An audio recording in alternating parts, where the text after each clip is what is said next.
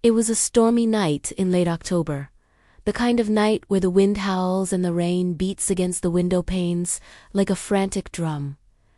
That's when my phone rang. I'm Detective Caroline Dorsey, and that call was the start of one of the strangest cases of my career. On the other end of the crackling line was a panicked voice from Thorne and Hawke Publishing. They're a big name in the literary world, dealing in bestsellers and priceless rare Detective Dorsey, the voice pleaded. We have a situation here. A priceless manuscript has gone missing from our vault, and we need you to come immediately. The urgency was palpable. This wasn't just a missing book. This was a crisis. When I arrived at the sleek, modern offices of Thorne and Hawke, the place was in utter chaos. Staff were darting around, a frantic energy filling the air as they searched every nook and cranny. The director, a frazzled man named Victor Hawke, was waiting for me in his office, pacing like a caged animal. The city lights twinkled below through his massive office window, a stark contrast to the storm brewing inside the building. The manuscript was supposed to be revealed to the public tomorrow, Victor explained, running a hand through his already disheveled hair. It's a new, never-before-seen work, by the reclusive author, Tobias Kingsley. He stopped pacing and looked at me, his eyes wide with desperation. Kingsley is a legend. This manuscript is worth millions. If it's not found, we're ruined, utterly ruined. I took a deep breath, trying to bring a sense of calm to the room. My job wasn't just to find the manuscript. It was to manage the panic. Show me the vault, I said, my voice steady. Victor led me down a narrow corridor to a heavy steel door with a formidable lock.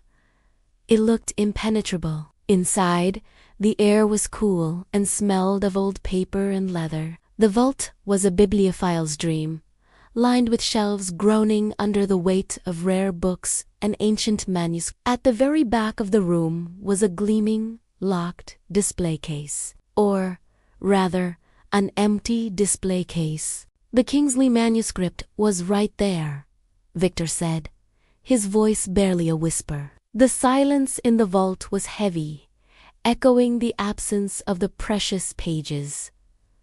Any signs of forced entry? I asked, my eyes scanning the door, the lock, the hinges.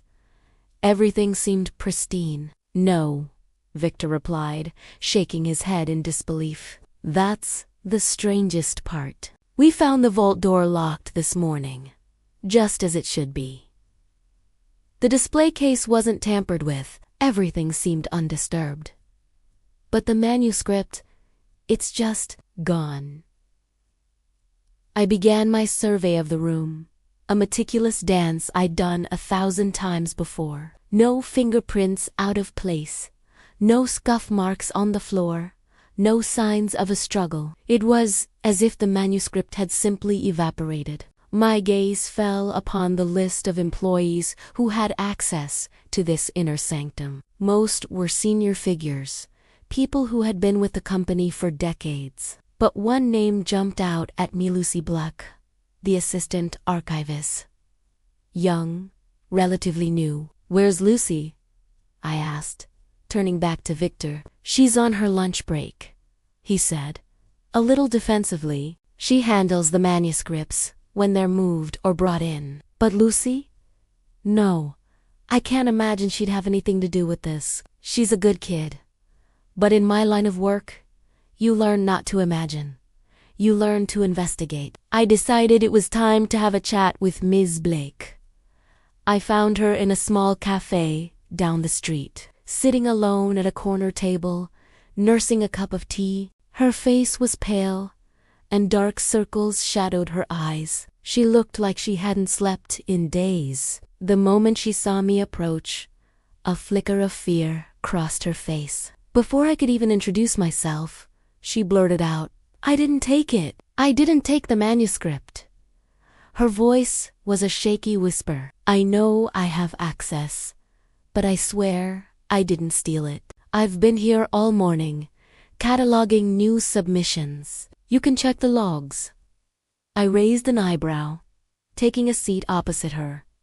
Her defensiveness was interesting. I'm just gathering information, Lucy, I said calmly. Did you notice anything unusual today? Anyone near the vault who shouldn't have been? Lucy hesitated, her eyes darting away from mine. She took a nervous sip of her tea. Well? Yes, she finally admitted, her voice dropping even lower. There was a man, a stranger. He came in this morning, said he was here to see Victor about a book deal, but Mr. Hawke wasn't in yet. And I prompted. I didn't recognize him, so I told him he'd have to wait or come back later. But he seemed a little too interested in the Kingsley manuscript. He kept asking questions about it, trying to get a peek. I thought it was odd, but I didn't want to make a scene, so I just asked him to leave. A stranger. This was the first real lead. The pieces of the puzzle began clicking into place in my mind. Can you describe him? I asked, leaning forward. As Lucy listed his features, a memory flashed in my head. The storm, the rain, a figure I'd seen hurrying away from the building when I arrived. Was he tall? I interjected. Dark hair, wearing a long, black coat. Lucy's eyes widened. She nodded slowly. Yes, that's him. How did you know? A grim smile touched my lips. The thief wasn't a ghost after all. He was a man of flesh and blood, and he'd made a mistake. He'd been seen. I think I know exactly who our thief is, I said, my voice low and confident. The case of the Vanishing Manuscript was far from over, but the fog was beginning to lift. What do you think happens next? Who is this mysterious man? And how did he pull off such an impossible theft? Let me know your theories in the comments below. If you're hooked on this mystery, make sure to hit that like button and subscribe so you don't miss the next chapter. Thanks for watching, and I'll see you in the next video as we continue to unravel this case.